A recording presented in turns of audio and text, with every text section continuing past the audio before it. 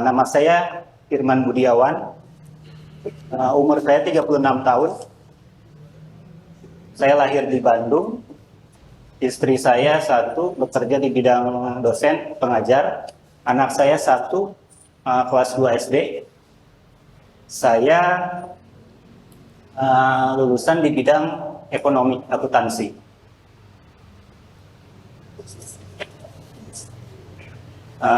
Lalu saya lama bekerja di bidang perbankan, finance, marketing, dan sekarang saya di bidang konsultan agen properti. Lanjut, saya memberanikan diri menjadi bacaleg di Partai PSI ini di Dapil 5. Rancasari, Rancasari, Gede Bage, Buah Batu, Regol, sama Bandung Kidul. Jika saya diberikan kesempatan lanjut di tahap berikutnya, mungkin yang pertama saya akan membuka tagline, permisi, orang biasa boleh nyalek. Nah, itu yang saya tekankan. Di mana orang biasa di sini bukan orang kaya, bukan keluarga dari pejabat, bukan keluarga dari partai, bukan artis. Jadi pure masyarakat biasa bisa nyalek. Dan itu hanya ada di PSI. Di mana saya bisa bergabung di PSI di tahun 2019 ketika zaman awal ada acara di The Trans Hotel. Saya baru kenal dengan caleg-caleg di sana. Saya tertarik dengan PSI. Asalnya saya tidak tertarik dengan politik, tapi PSI menggugah saya untuk masuk ke perpolitikan. Di mana di sana saya lihat PSI merangkul orang-orang yang golput untuk bisa berpolitik gitu, dan diberi kemudahan di sana gitu. Dan jika saya berkesempatan terpilih di tahapan berikutnya,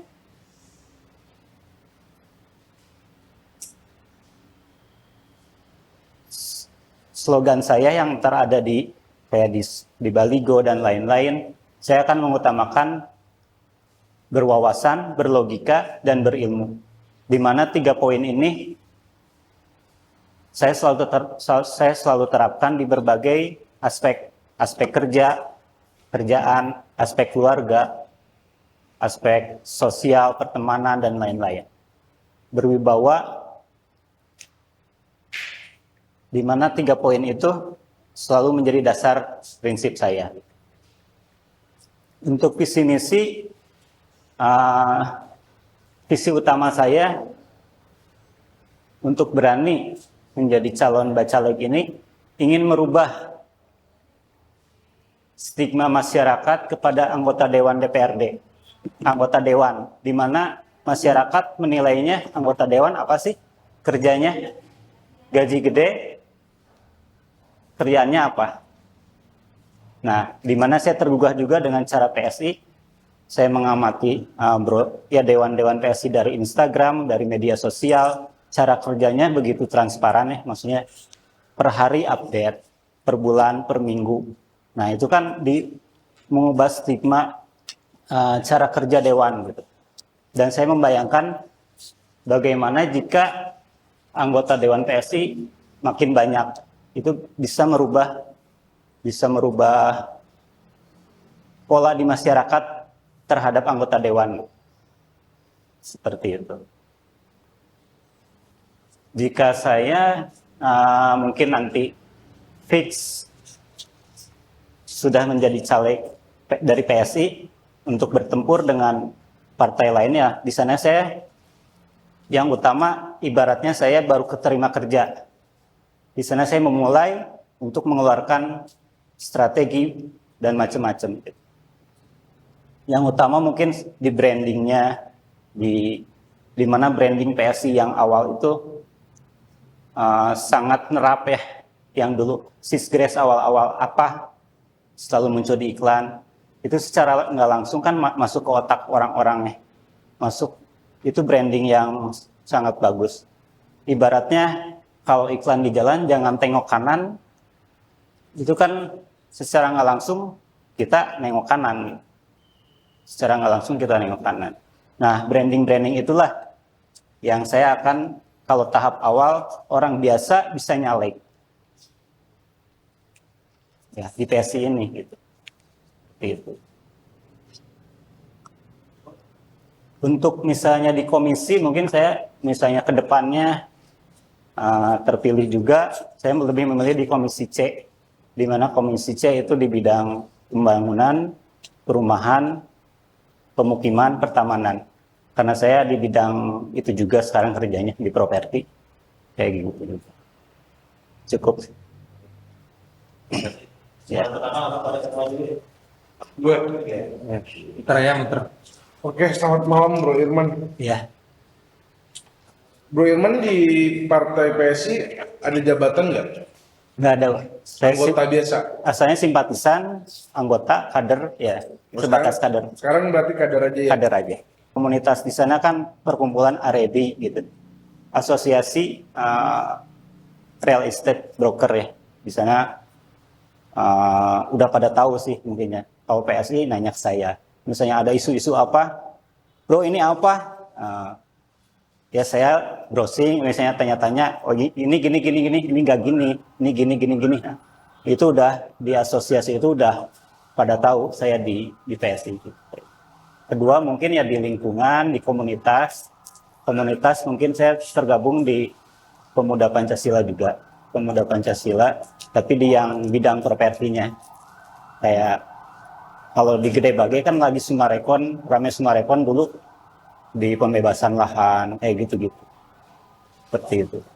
Jadi di LSM Pemuda Pancasila itu sebagai apa? Kalau saya anggota biasa aja. Anggota biasa. Cuman ada om saya di sana yang ya terjun di sana gitu. Oh. Punya dana berapa bro buat nanti nyalon? Karena di sini saya kalau ditanya dananya, kan di awal saya menerapkan orang biasa bisa nyalek, bukan orang kaya, bukan anak pejabat. Di sini saya menekankan itu, gitu.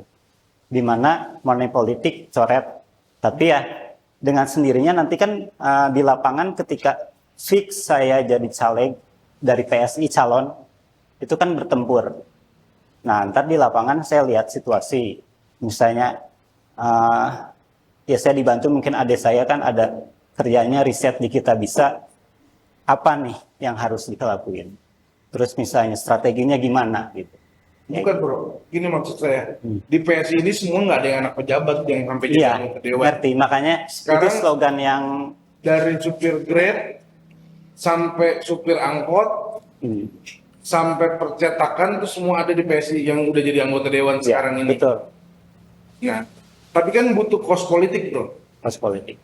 Kalau cuman yang bro bilang slogan itu kan semua orang juga bisa aja. Kalau cuman mau nyalek nggak punya duit, itu kan banyak lah di PSI udah nggak barang yang langka. Iya maksudnya di partai besar mungkin ada kan langka. slogan PSI anti korupsi intoleransi. Mungkin orang udah jenuh dengan itu. Karena ini udah musim pemilu, mungkin diganti konsep saya orang biasa. Permisi, orang biasa boleh nyalek, tanda tanya. Seperti itu. Enggak, itu mah kan konsep nanti setelah bro. Iya. Sekarang yang saya tanya tuh kesiapannya bro nanti untuk kos politik bro sendiri. Kos politiknya. Iya, kos politik kan bro nanti bro kesini tadi pakai apa?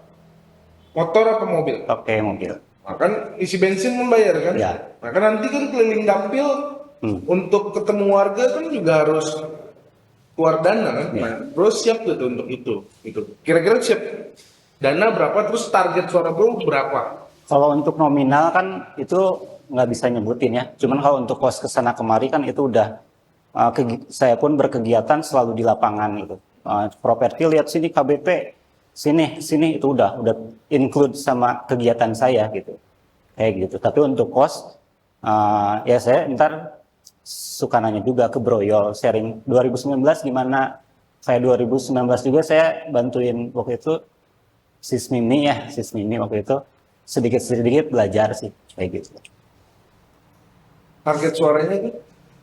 Kalau target suara, ya yang kemarin-kemarin saya sedikit cari tahu 3.000 ya, yang 2019 ya berusaha untuk mencapai itu.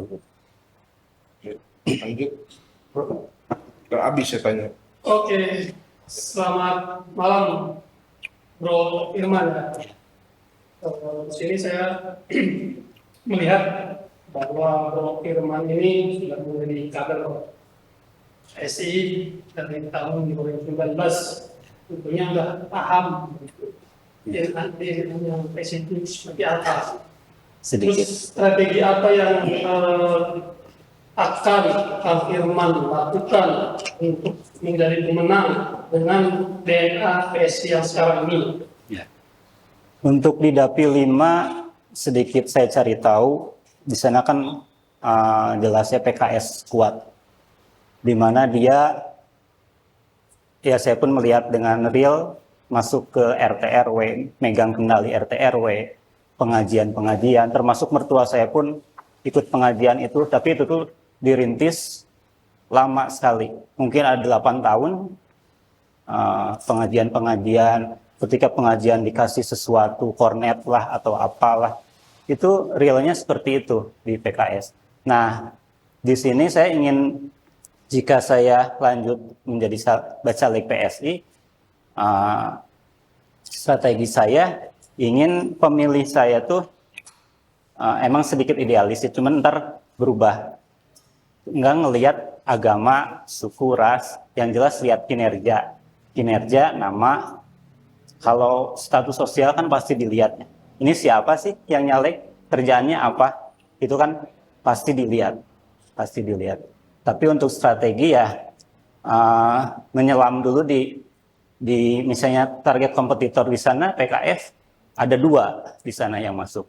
Partai lainnya yang nasionalis kan hampir samalah strateginya ya. Kalau yang beda cara itu kita masuk dulu ke sana, ke komunitas itu. Misalnya seperti apa, ntar sedikit-sedikit dibuka kan kayak gitu. Karena kan dari pemilu 2019 kan sangat terbelah 2 ya. Ya ibaratnya 0102 tuh membelah masyarakat di sana. Lo nggak milih partai Islam, nggak beriman lo, gitu kan, istilahnya kayak gitu. Nah di sini saya kok makin kesini kok kayak gini. Itu mungkin karena hanya ada 2 ya dulu. Kalau 3 atau 4 mungkin bisa lebih mencair ya kayak gitu. Jadi persaingan lebih bisa fair lah gitu.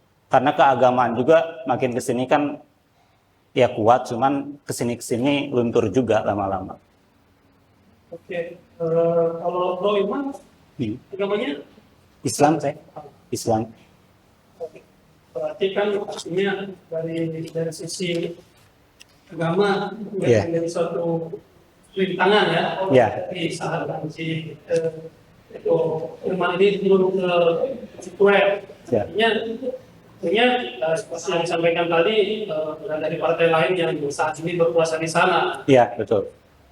Apakah strategi yang Irman tadi sampaikan itu mampu nggak gitu menempatkan DNA PSI ini masuk ke sana, kan nasionalis. Ya, ya berkaca dari 2019 kan ya kalah telak ya di sana, di Dapil 5 itu kalah telak. Cuman kan dengan seiringnya berjalannya waktu, itu PSI waktu itu masih baru banget. Sekarang kan udah mulai lumayan, tahun kedua itu ya bisa dibilang harus pede gitu. Harus pede untuk melawan. Dapil 5 2019 ini cuma kurang 500 suara loh buat jadi satu dewan PSI. Sedikit. Jadi dapil yang paling potensial saya anggap yang harusnya dapat dia. Karena waktu tahun 2019 itu kurang 1 orang. Kurang 1 orang. Kalau dia punya 1 orang jadi kemarin. Jadi bukannya kalah telak. Ini dapil paling potensial yang masih kosong saya anggap. Ya, ya. Kalau dukungan keluarga seperti gimana? Misalnya Pak Dirman ini Kalau dukungan keluarga saya daftar dukungan keluarga demokrasi sih. Ibaratnya mertua saya selalu nyalek di Sumatera, itu kan Golkar, kadang PDI. Tapi dengan sayanya masuk PSI, bagus, itu pengalaman baru. Maksudnya dari awalnya gimana, itu harus tahu dari awal. Ya nggak instan langsung masuk partai, ngasih uang, jadi dewan, nggak gitu. artinya dukungan keluarga full ya. Ya. Mendaftar Pak Caleg di PSI ya. Ya.